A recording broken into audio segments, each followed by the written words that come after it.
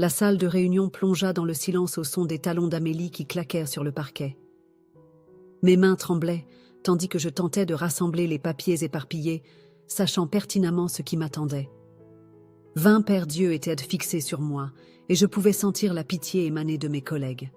« Ce niveau d'incompétence est inacceptable », trancha la voix d'Amélie. « Chloé, tu ne t'es pas seulement ridiculisée, tu as couvert de honte tout notre cabinet. » « Je m'appelle Chloé, je suis la cadette des sœurs Morrison. Parfois, je me demande si Amélie et moi partageons vraiment le même sang. Là où elle a hérité des traits anguleux et d'une volonté de faire, j'ai reçu les traits doux de notre mère et, selon Amélie, sa tendance à rêver plutôt qu'à agir. Je peux expliquer, commençai-je, mais Amélie leva la main. L'affaire Durand exigeait une diligence élémentaire. Au lieu de ça, tu as manqué une date butoir de dépôt qui aurait pu tout nous coûter. Sa voix restait étrangement calme. Heureusement, Omar a remarqué ton erreur avant qu'elle ne devienne irréversible. Omar, debout près de la porte, hocha légèrement la tête. Était-ce de la sympathie dans ses yeux? Difficile à dire avec ces requins du monde des affaires. Amélie, ce n'était qu'une erreur, murmura Nicole à côté de moi. Tout le monde, en fait. Silence. L'ordre d'Amélie figea la pièce. Chloé, videz votre bureau. Vous êtes licenciée avec effet immédiat. Les mots me frappèrent comme un coup de poing. 6 ans à travailler dans l'ombre de ma sœur, à essayer de faire mes preuves, se terminaient par ce moment d'humiliation publique. Tu ne peux pas juste, commençai-je. Je peux, et je le fais. La sécurité va vous raccompagner à la sortie. Je me levai, ma chaise raclant le sol. Nos parents auraient honte de toi. Les mots m'échappèrent avant que je ne puisse les retenir. Le visage d'Amélie se durcit, mais quelque chose vacilla dans ses yeux. De la douleur, peut-être? Cela disparut si vite que j'ai pu l'imaginer. Nos parents ne sont pas là, dit-elle froidement, et leur absence n'excuse pas la médiocrité. Je saisis mon ordinateur portable et sortis, la tête haute malgré les larmes qui menacèrent de couler. Nicole me rattrapa à mon bureau. « C'est injuste, » dit-elle en m'aidant à emballer mes affaires. « C'est ta sœur, bon sang. » Je ris amèrement. « Sœur ? Amélie a cessé d'être ma sœur le jour où nos parents sont morts. Elle est devenue ma patronne, ma propriétaire, ma tutrice, tout sauf ma famille. Que vas-tu faire ? Honnêtement, je n'en ai aucune idée. Je fourrai des photos dans mon carton, y compris une d'Amélie et moi à ma remise de diplôme. Nous sourions, à l'époque. De vrais sourires, pas les masques professionnels que nous portions maintenant. Elle contrôle tout, mon travail, mon appartement et même mon héritage. La sécurité apparut à mon bureau et Nicole me serra la main. « Appelle-moi plus tard, d'accord ?» La traversée du bureau sous les regards de tous me parut interminable. Des chuchotements me suivirent jusqu'à l'ascenseur. Alors que les portes se fermaient, j'aperçus une dernière fois Amélie, me regardant depuis son bureau, le téléphone déjà à l'oreille, probablement en train d'organiser sa prochaine réunion. Dehors, l'air printanier me frappa le visage et je laissai enfin les larmes couler. Mon téléphone vibra. Un texto d'Amélie. Loyer dû le 1er. Ne sois pas en retard. Je m'assis sur un banc voisin, regardant les gens entrer et sortir de l'imposante tour de bureau. Comment en étions-nous arrivés là? Après l'accident de voiture qui avait emporté nos parents il y a 3 ans, Amélie avait pris le contrôle de tout. Le patrimoine familial, les fonds en fiducie et même mon parcours professionnel. « Je te protège », avait-elle dit. « Tu as besoin d'être guidée. » Peut-être avait-elle raison. Peut-être étais-je l'échec qu'elle voyait en moi. Mais assise là, quelque chose s'alluma en moi, une petite flamme de rébellion, de colère. Mon téléphone vibra de nouveau. Cette fois, un numéro inconnu. « Mademoiselle Morrison, ici maître Dubois du cabinet juridique Rive Gauche. Nous nous occupons de l'exécution du testament de votre tante Hélène Owens. Veuillez nous contacter dès que possible concernant votre héritage. » Tante Hélène? Je me souvenais à peine d'elle, la sœur excentrique de maman qui avait disparu en Europe quand j'étais jeune. Mais un héritage? Une 3e vibration. Encore Amélie. « Dîner de travail ce soir à 19h. Nous devons discuter de tes options pour l'avenir. » Je fixais les messages, puis l'immeuble où ma sœur régnait encore sur son royaume. Pour la première fois depuis des années, j'appuyais sur le bouton pour refuser l'invitation d'Amélie. « Non », me murmurai-je, « pas cette fois. » Je me levai, saisis mon carton d'affaires et commençai à marcher. Amélie avait toujours dit que j'étais trop douce, trop prompte à plier. Eh bien, même les matériaux les plus tendres peuvent devenir de l'acier sous une pression suffisante. Mon téléphone continuait de vibrer, mais je n'y prêtais plus attention. À la place, j'appelais le numéro du cabinet rive gauche. Quoique tante Hélène m'ait laissé, c'était à moi. Pas à Amélie, pas au cabinet, mais à moi. En m'éloignant de l'immeuble qui avait été ma prison pendant 6 ans, je ressentis quelque chose que je n'avais pas éprouvé depuis la mort de nos parents. L'espoir. Amélie avait peut-être pris mon travail, contrôlé ma vie et tenté de briser mon esprit, mais elle avait oublié une chose. J'étais aussi une Morrison, et les Morrison ne se brisent pas facilement. Le cabinet de Maître Dubois n'était qu'à une 15aine de rues. Je me mis en marche, laissant mon ancienne vie derrière moi à chaque pas. Le bureau de Maître Dubois ne ressemblait en rien à l'environnement d'entreprise élégant que je venais de quitter. Des bibliothèques surchargées tapissèrent les murs et son bureau était enseveli sous des piles de dossiers. Il ajusta ses lunettes à monture métallique en parcourant le testament de tante Hélène. « Votre tante était très précise dans ses dernières volontés », dit-il en sortant une épaisse enveloppe. « La maison de la rue des Tilleuls, ainsi que son contenu et un modeste fonds en fiducie, vous reviennent. » La rue des Tilleuls. Mon cœur s'arrêta. C'est là que j'habite. Oui, la maison victorienne de 3 étages au 1247, rue des Tilleuls. Il fit glisser une photo sur le bureau. La même maison pour laquelle Amélie me réclamait un loyer depuis 3 ans. Il doit y avoir une erreur. Je saisis la photo, les mains tremblantes. Ma sœur, Amélie, gère toutes nos propriétés familiales. Maître Dubois secoua la tête. Cette propriété n'a jamais fait partie du patrimoine de vos parents. Votre tante l'a achetée il y a 20 ans. Elle a laissé des instructions explicites pour que vous, et seulement vous, en héritiez à sa mort. La pièce se mit à tourner. Tous ces chèques de loyer, toutes ces menaces de retard de paiement. « Quand ma tante est-elle décédée ?» murmurai-je. « Il y a 3 ans, vérifia-t-il dans ses notes. L'exécuteur testamentaire a tenté de vous contacter à plusieurs reprises. Mais votre sœur nous a informé que vous n'étiez pas disponible en raison d'une tragédie familiale. 3 ans. Exactement au moment de la mort de nos parents. Exactement au moment où Amélie avait pris le contrôle. Mon téléphone vibra à nouveau. Le 15e appel d'Amélie depuis ce matin. Je le refusai. « Que se passe-t-il maintenant ?» demandai-je. « La maison est à vous, sans aucune charge. Voici l'acte de propriété et les clés. » Il les poussa sur le bureau. Le fonds en fiducie couvre l'entretien et les impôts fonciers. Ce n'est pas une fortune, mais c'est suffisant pour entretenir la maison et vous offrir une certaine sécurité. Je quittai son bureau, hébété, serrant les documents. Dans la rue, je faillis percuter Lucas, mon ami d'enfance qui habitait un peu plus loin. « Chloé, ça va ? On dirait que tu as vu un fantôme. » Je lui montrai les papiers. Ses yeux s'écarquillèrent en les lisant. « Punaise !» murmura-t-il. « Amélie te faisait payer un loyer pour une maison qui t'appartient ? Apparemment, c'est de l'escroquerie, Chloé. Une véritable escroquerie, au sens pénal du terme. » Mon téléphone vibra encore. Cette fois, je répondis. « Où es-tu » exigea Amélie. « Nous devons discuter de ta situation. » Ma situation. Un calme étrange s'installa en moi. « Tu veux dire le fait que tu m'as fait payer un loyer pour une maison qui m'appartient ?» Silence à l'autre bout du fil. Puis, « À qui as-tu parlé ?» À l'avocat de tante Hélène. Drôle de coïncidence, n'est-ce pas? Juste après la mort de nos parents, quand tu as pris le contrôle de tout. Viens à mon bureau maintenant. Nous devons régler ça en privé. Non. Le mot me semblait étranger, mais bon. J'en ai fini avec les discussions familiales privées qui se terminent toujours, d'une manière ou d'une autre, avec toi aux commandes. Chloé, tu es ridicule. Je te protégeais. En me volant? Lucas me toucha le bras, désignant un café de l'autre côté de la rue. Je hochai la tête et commençai à traverser.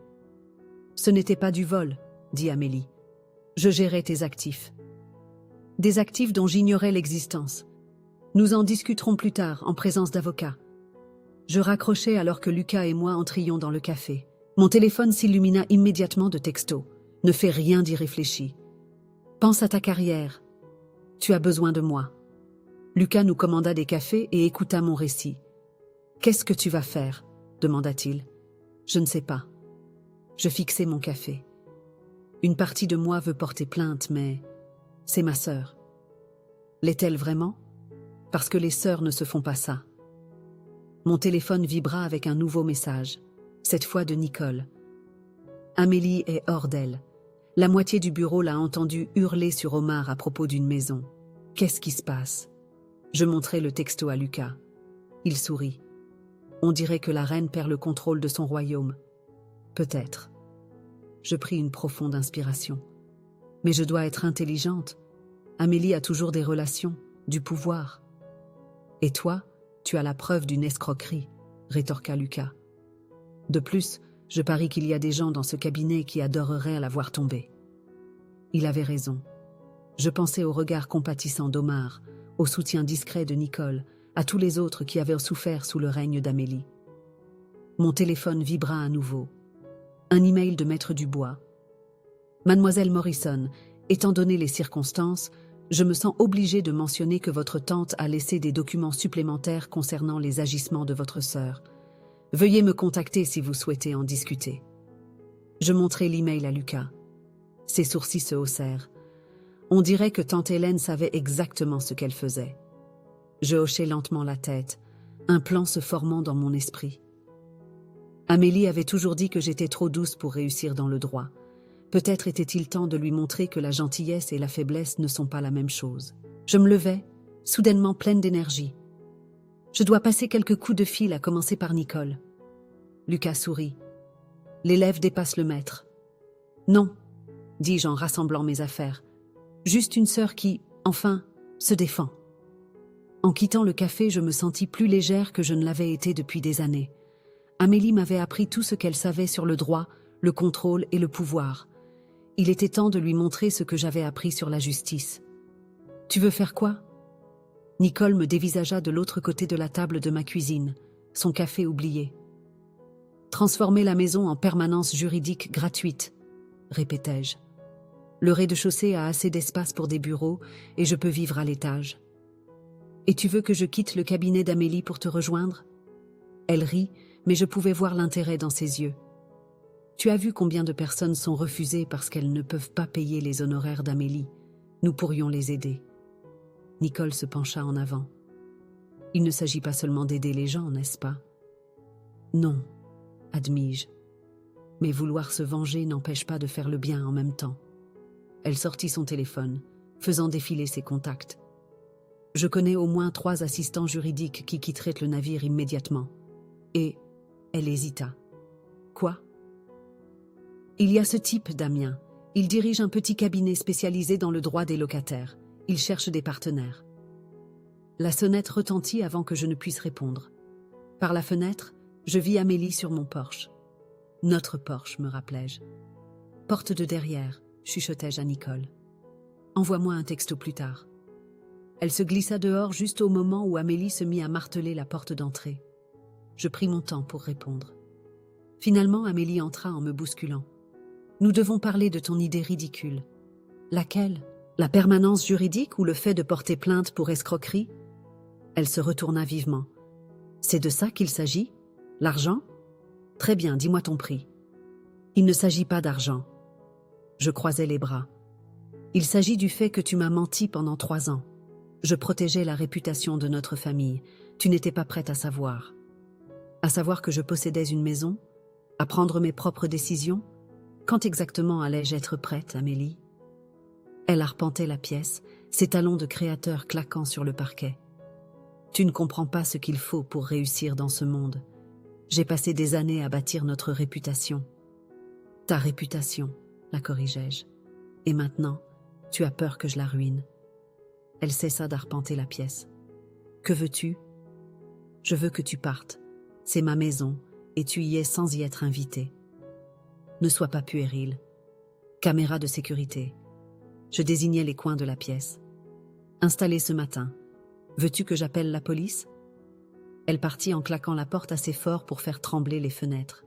J'attendis que sa voiture disparaisse avant d'appeler Nicole. La voie est libre. Parle-moi de Damien. 2 semaines plus tard, l'enseigne fut posée. Permanence juridique communautaire Morrison. Nicole et 4 autres anciens employés du cabinet d'Amélie nous avaient rejoints. Damien apporta ses clients existants et une énergie qui rendait même les plus longues journées supportables. Nous avons 10 nouveaux cas cette semaine, annonça-t-il lors de notre réunion matinale. 3 expulsions, 2 discriminations au travail et 5 affaires familiales. Des conflits avec le cabinet d'Amélie? Demandai-je. Pas encore, mais... Il hésita. Le bruit court qu'elle perd des clients. L'affaire Durand que tu étais censé avoir bâclée, ils nous ont contactés hier. Nicole me toucha le bras. Il y a autre chose que tu devrais savoir.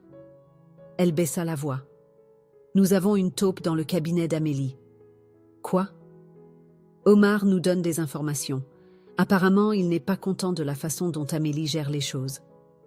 Je me souvins du regard compatissant d'Omar le jour de mon licenciement. Pourquoi nous aiderait-il? Parce que, dit une voix depuis le seuil, l'empire de votre sœur est bâti sur du sable. Omar se tenait là, l'air nettement moins polissé que d'habitude en jean et chemise décontractée. Jolie enseigne, dit-il en entrant. On peut parler en privé? Dans mon bureau, il alla droit au but. Amélie prend des raccourcis depuis des années. Rien d'illégal exactement, mais des zones grises sur le plan éthique. Les associés sont nerveux. Pourquoi me dire ça? Parce que vous offrez quelque chose que nous avons oublié, la vraie justice. Il me tendit une clé USB. Liste de clients, registre de facturation, mémo interne. Utilisez-la comme vous le voulez. Après son départ, Damien me trouva, fixant toujours la clé. Ça va? Je voulais faire du mal à Amélie, dis-je. Mais ça pourrait la détruire. Il s'assit en face de moi. Alors ne l'utilise pas pour la détruire. Utilise-la pour aider les gens. Je levai les yeux vers lui, frappé par la chaleur de son regard. C'est ce que tu ferais? Je pense que tu sais déjà ce que tu veux faire, sourit-il. La question est de savoir si tu es prête à le faire. Mon téléphone vibra. Un texto d'Amélie. J'ai entendu parler de ton petit projet. J'espère que tu sais ce que tu fais. Je montrai le message à Damien. Elle ne va pas nous faciliter la tâche. Les bonnes choses sont rarement faciles. Il se leva. Allez, on a des clients qui attendent dans la salle de réception. Une jeune mère était assise, serrant des papiers d'expulsion, ses yeux remplis de la même peur que j'avais ressentie sous le joug d'Amélie. Bonjour, dis-je en m'asseyant à côté d'elle. Je m'appelle Chloé et je vais vous aider.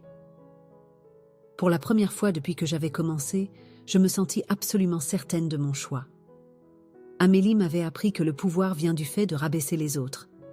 Mais en regardant le soulagement de cette femme pendant que nous examinions son dossier, je réalisais qu'il existait une autre forme de pouvoir. Le genre de pouvoir qui vient du fait d'aider les autres à se relever. L'équipe de la télévision locale remballait son matériel pendant que Nicole me tendait un café. « Ça s'est bien passé », dit-elle. Un reportage sur les services juridiques communautaires. Amélie doit être furieuse. Elle ne répond plus à mes textos depuis des semaines. Je redressai les papiers sur mon bureau. L'interview avait mis en lumière nos récentes victoires. 3 expulsions évitées, 2 règlements pour discrimination au travail et une liste d'attente de clients qui ne cessait de s'allonger. Mon téléphone vibra. Omar, encore. Ses appels devenaient plus fréquents. Retrouve-moi au parc Montsouris dans 30 minutes. Important. Nicole lut le message par-dessus mon épaule. Fais attention. Amélie a peut-être compris qu'il nous aide. C'est pour ça qu'on se voit dans un lieu public. Je pris mon manteau. Ne me passez aucun appel. Le parc était bondé à l'heure du déjeuner, mais je repérais facilement Omar, arpentant les allées près du lac. Il avait l'air nerveux. Amélie prépare quelque chose, dit-il sans préambule. Elle a convoqué une réunion d'urgence des associés ce matin à propos de la succession de ta tante. Elle prétend que tu es mentalement inapte à gérer l'héritage. Mon estomac se noua. Peut-elle faire ça? Elle a 3 psychiatres prêts à témoigner de tes antécédents d'instabilité émotionnelle et de mauvaise prise de décision. Il se passa une main dans les cheveux. Elle veut ta mise sous tutelle. C'est insensé. Je dirige un cabinet qui a du succès, qu'elle dépeindra comme un épisode maniaque. Il baissa la voix. Mais j'ai une proposition. La moitié des associés veulent la faire partir. Avec tes preuves d'escroquerie et mon témoignage de l'intérieur, vous voulez m'aider à organiser un coup d'État? Pense-y. Tu obtiens une protection contre ces demandes de tutelle, et moi, je deviens associé gérant. Avant que je ne puisse répondre, une voix familière trancha l'air. Tiens, quelle charmante rencontre. Amélie se tenait là, impeccable dans son tailleur anthracite, flanquée de 2 associés principaux. Vous tenez vos réunions dans les parcs maintenant, Omar?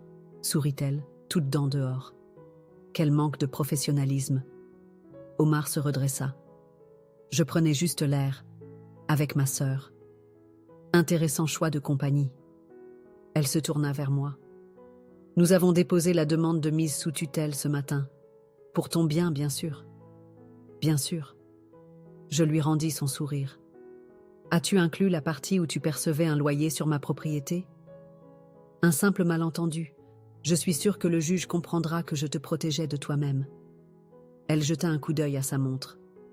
L'audience est la semaine prochaine. Essaie d'être présentable pour le tribunal. Après son départ, Omar me saisit le bras. Nous devons agir vite. Je peux préparer les associés à voter d'ici vendredi. Non, je me dégageai. Je ne jouerai pas à son jeu. Ce n'est pas un jeu, Chloé. Elle détruira tout ce que tu as construit. Peut-être, commençai-je à marcher. Ou peut-être est-il temps de lui montrer exactement ce que j'ai construit. De retour au bureau, Damien m'attendait avec une pile de dossiers. J'ai entendu parler de la demande de tutelle.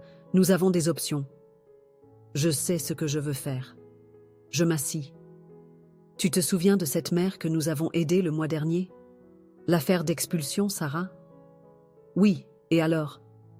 Appelle-la. Et la famille Thompson, les enfants Ramirez, tous ceux que nous avons aidés.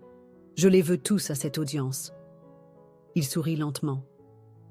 Des témoins de moralité. Mieux encore, de vraies personnes dont la vie a changé parce que j'étais assez instable pour les aider. Nicole fit irruption. Vous devez voir ça.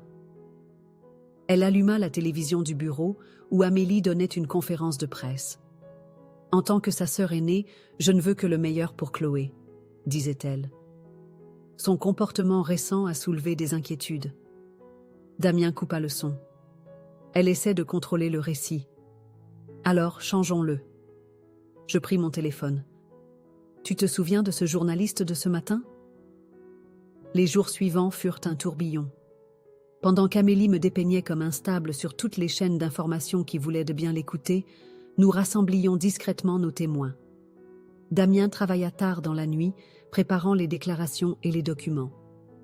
Omar appela encore 2 fois, insistant sur son plan de coup d'État, mais je ne répondis pas. La veille de l'audience, je trouvai Damien seul au bureau. « Pourquoi m'aides-tu » demandai-je. « Cela pourrait nuire à ton cabinet aussi. » Il leva les yeux de ses papiers. « Parce que tu m'as rappelé pourquoi je suis devenu avocat. » Il se leva, se rapprochant.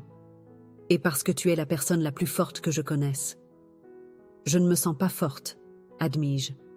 Je suis terrifiée. »« Bien, » sourit-il. « Utilise cette peur. Canalise-la pour te battre pour ce qui est juste. » Sa main trouva la mienne, chaude et stable. Un instant, nous restâmes là, le poids du lendemain pesant entre nous. Mon téléphone vibra. Amélie, enfin. Dernière chance. Abandonne ce projet ridicule d'aide juridique, reviens au cabinet et je retirerai la demande de tutelle. Je montrai le message à Damien.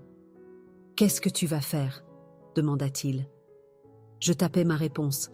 « À demain au tribunal, Serette. » En levant les yeux vers Damien, je ressentis la même certitude que lors de notre premier cas. Amélie pense que le pouvoir, c'est d'avoir le contrôle sur les autres. Demain, je vais lui montrer ce qu'est le vrai pouvoir. Il me serra la main. Nous tous.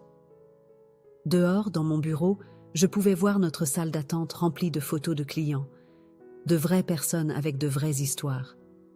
Demain, Amélie apprendrait que son type de pouvoir ne pouvait pas résister à la force de la vérité et de la communauté. Le centre social bourdonnait d'activités alors que nous installions notre atelier d'aide juridique. L'audience pour la tutelle d'Amélie était dans 3 jours, mais je refusais que cela fasse dérailler notre travail.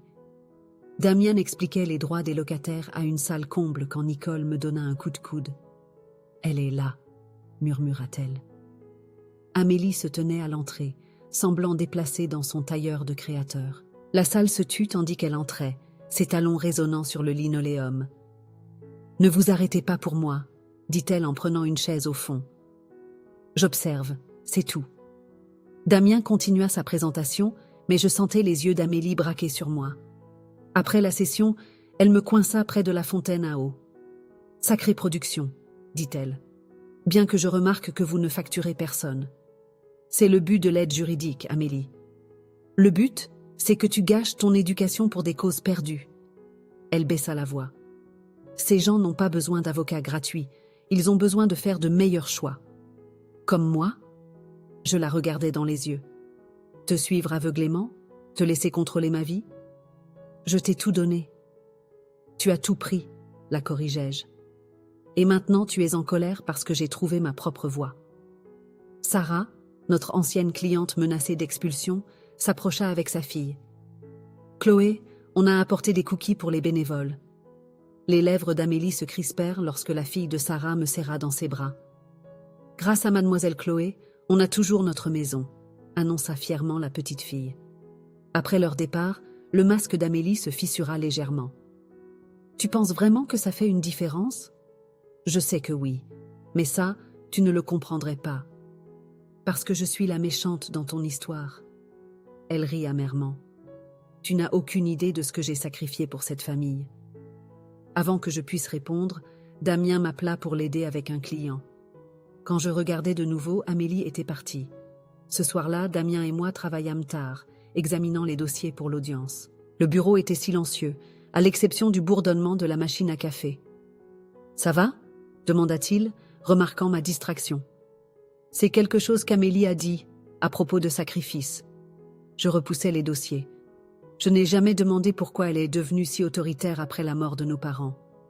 Peut-être que tu devrais. C'est trop tard pour ça. Il se rapprocha, sa main trouvant la mienne. Il n'est jamais trop tard pour la vérité. Le moment s'étira entre nous, lourd de mots non dits. Puis mon téléphone vibra. Encore Omar. « Les associés sont prêts », disait son message. « Dis le mot et Amélie est dehors demain. » Damien lut le message par-dessus mon épaule. « Es-tu tenté ?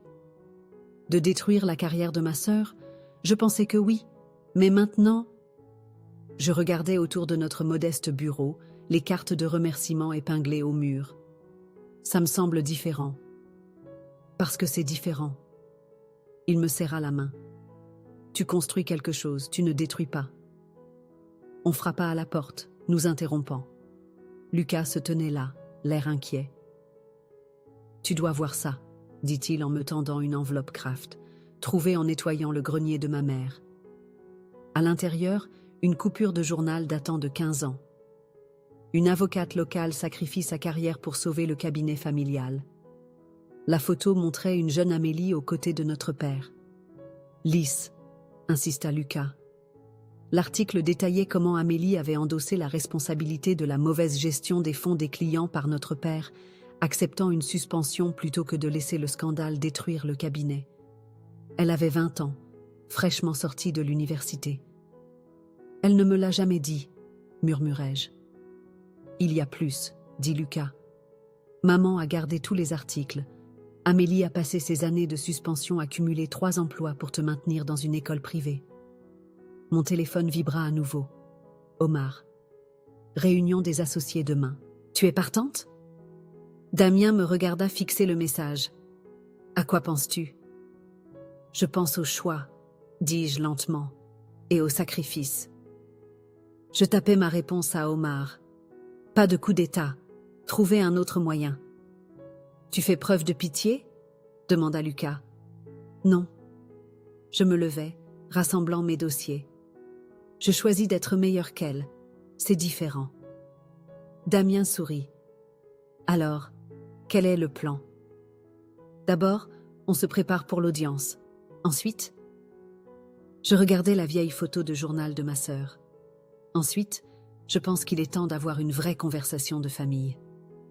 Mon téléphone s'illumina d'un texto d'Amélie. Dîner demain, juste nous deux, s'il te plaît. Pour la première fois depuis des années, je vis le point après s'il te plaît, pour ce qu'il était. Non pas un ordre, mais une demande. Vas-y, dit Damien, lisant par-dessus mon épaule. Certaines batailles se gagnent avec des épées, d'autres avec des rameaux d'olivier. Je hochai la tête, rassemblant mon courage. Tu seras là après?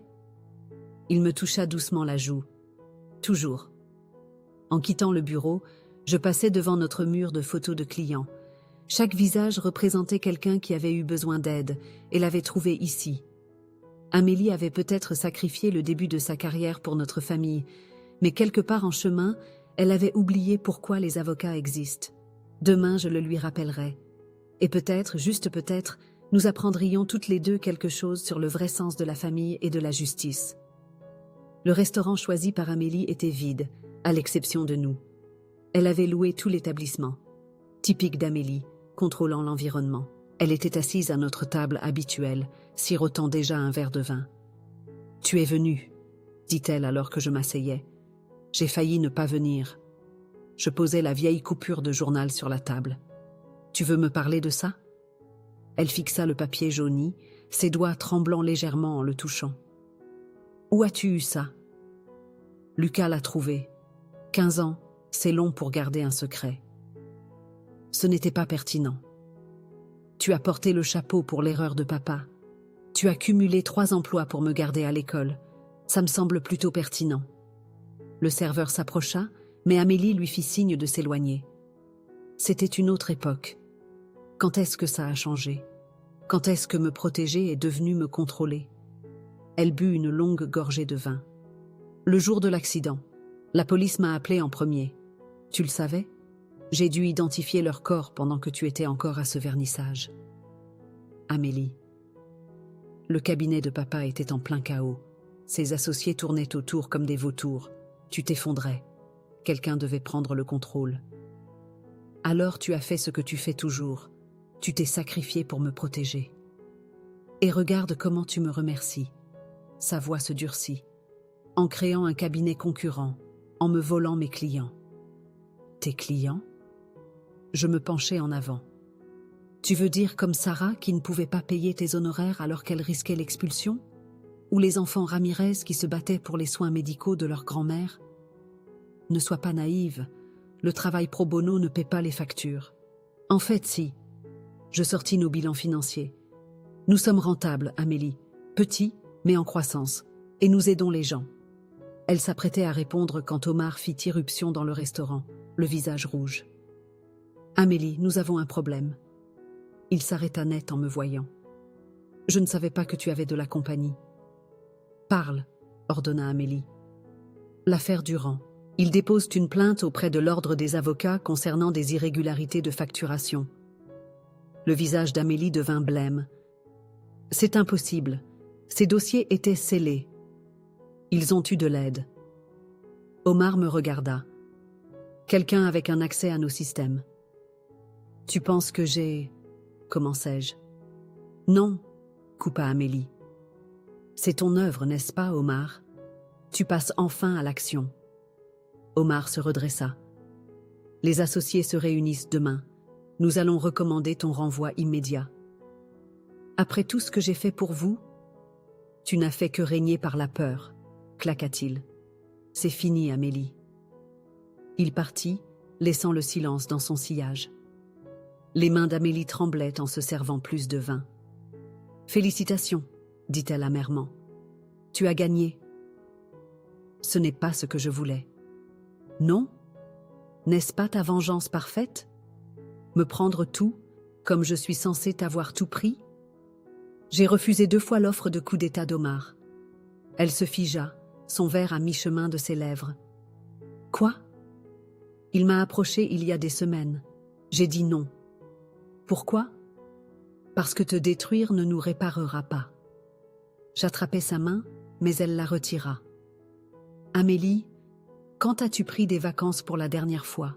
Eu une vraie relation? Vécu une vie en dehors de ce bureau? J'avais des responsabilités. Envers qui? Papa est parti. J'ai grandi. Qui protèges-tu maintenant? Son verre tomba bruyamment sur la table, le vin rouge s'étalant comme du sang sur la nappe blanche. Je ne sais pas comment être autre chose, murmura-t-elle.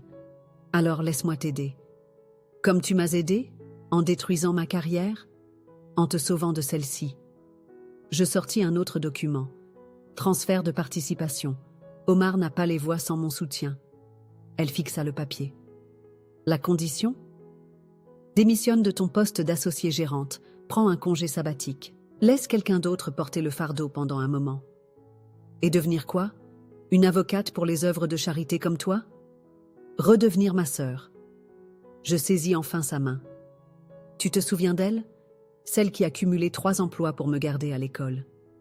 Des larmes se formèrent dans ses yeux, les premières que je voyais depuis les funérailles de nos parents. J'étais si en colère quand tu as créé ton cabinet, pas à cause de la concurrence, mais parce que tu réussissais sans moi. J'ai appris de la meilleure, je lui serrai la main, même si la meilleure s'est perdue en chemin. Son téléphone vibra, probablement les associés exigeant des réponses. Elle l'ignora. L'audience, dit-elle. Je retirerai la demande. Merci. Et le cabinet? Prends le congé sabbatique. Trouve-toi.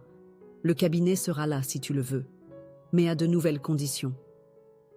Elle hocha lentement la tête, puis regarda autour d'elle le restaurant vide. J'ai vraiment tout contrôlé, n'est-ce pas? Commence petit. Peut-être que la prochaine fois, on pourra manger dans un endroit avec de vraies personnes. Un fantôme de sourire traversa son visage. Des petits pas. Dehors, Damien attendait dans sa voiture, comme promis. Amélie le vit et haussa un sourcil. Il a l'air dévoué. Il l'est. Elle hocha la tête. Bien, tu le mérites. Nous restâmes là, maladroitement, des années de douleur et d'espoir suspendus entre nous. Déjeuner la semaine prochaine? Proposai-je. En public. Des petits pas, répéta-t-elle avant de s'éloigner. En la regardant partir, je réalisais que certaines victoires n'ont pas le goût de la victoire. Elles ressemblent aux premiers pas douloureux vers la guérison. Le carton de photos de famille est resté intact sur ma table de salle à manger pendant 3 jours avant qu'Amélie ne vienne enfin. Elle avait l'air différente, vêtue d'un jean et d'un pull au lieu de son habituel tailleur pantalon, les cheveux détachés sur ses épaules. « Jolie enseigne », dit-elle en désignant du menton la plaque « Permanence juridique communautaire Morrison », visible par la fenêtre. Papa aurait détesté. Maman aurait adoré. Elle aurait. Amélie prit une photo dans la boîte. Nous, enfants, édentées et souriantes. Mon Dieu, tu étais une enfant si joyeuse. Jusqu'à ce que tu deviennes ma gardienne au lieu de ma sœur. Elle tressaillit. Je l'ai mérité. Vraiment? Je nous servis du café à toutes les deux. J'ai réfléchi à ce que tu as dit sur l'accident, sur le fait d'avoir dû identifier leur corps seul. C'est de l'histoire ancienne. Vraiment? Parce que tu n'as pas pris un seul jour de congé depuis. Elle sirota son café, évitant mon regard. Quelqu'un devait être fort. Et quelqu'un devait être contrôlé. Les mots sortirent plus brusquement que prévu. J'essayais de te protéger. De quoi, Amélie? De faire mes propres choix? Mes propres erreurs? De finir comme eux. Sa tasse claqua contre la soucoupe. Le cabinet de papa était noyé sous les dettes. Maman le savait. Elle le couvrait, le soutenait. Leur dernière dispute portait sur l'argent. Je m'adossais, stupéfaite. La nuit de l'accident, il se rendait à un rendez-vous client. Papa cherchait désespérément des liquidités. Maman voulait qu'il avoue tout, qu'il admette que le cabinet était en faillite. Elle s'essuya les yeux avec rudesse. Quand la police a appelé, tout ce que je pouvais penser, c'était « Je dois faire mieux. Je dois protéger ce qui reste de notre famille. » En devenant une dictatrice? En réussissant. Elle se leva, arpentant la pièce. Chaque décision, chaque sacrifice, visait à nous assurer que nous ne serions plus jamais vulnérables. Y compris en me volant mon héritage? Y compris en m'assurant que tu ne le gaspilles pas dans des rêves qui ne paieraient pas les factures. Comme aider les gens? Comme gâcher ton potentiel pour des causes perdues. La voix de Damien trancha notre dispute. Sont-ce des causes perdues? Nous nous tournâmes pour le trouver sur le seuil, tenant une pile de photos. Nos réussites clients. La famille Ramirez a gardé la maison de sa grand-mère, continua-t-il en posant les photos. La fille de Sarah s'épanouit à l'école. Les enfants Thompson ont une assurance maladie. C'est différent, protesta Amélie. Pourquoi? Parce que ça ne rapporte pas des millions? Je m'approchai d'elle. Tu veux parler de gâchis? Regarde-toi, Amélie. Quand as-tu souri comme ça pour la dernière fois? Je brandis notre photo d'enfance. Elle la fixa, puis les photos des clients. Je ne sais pas comment être autrement. Si, tu le sais. Je lui touchai le bras. La sœur qui a cumulé 3 emplois pour me garder à l'école. Elle savait exactement qui elle était. Cette fille était naïve. Cette fille était courageuse, dit doucement Damien. Comme sa sœur l'est maintenant. Amélie se laissa retomber sur sa chaise. Les associés veulent des réponses d'ici demain. Alors, donne-leur rang. Je m'assis à côté d'elle. Prends le congé sabbatique, voyage. Apprends qui est Amélie sans les tailleurs pantalons et le bureau d'angle. Et le cabinet? Nous survivrons.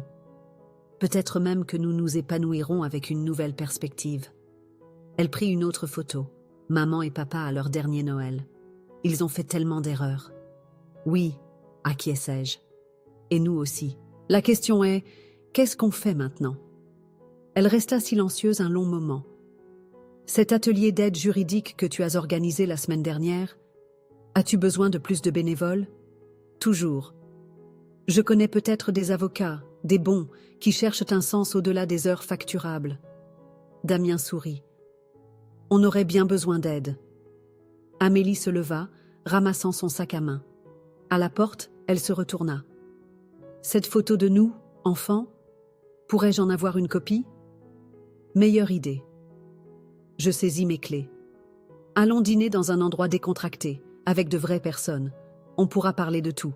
Le cabinet, l'atelier, ce que tu veux. Y compris ce truc entre toi et lui, dit-elle en désignant Damien du menton avec une pointe de son ancienne vivacité. Des petits pas, tu te souviens? Pour la première fois depuis des années, elle rit. Un vrai rire, pas son gloussement de salle d'audience. D'accord, mais je ne mange pas dans un endroit avec des serviettes en papier. Progrès, pas perfection, lança Damien. En partant, j'aperçus notre reflet dans la fenêtre. 2 sœurs marchant ensemble, au lieu d'une qui mène et une qui suit. Le chemin à parcourir ne serait pas facile, mais au moins, maintenant, nous choisissions toutes les deux de le parcourir.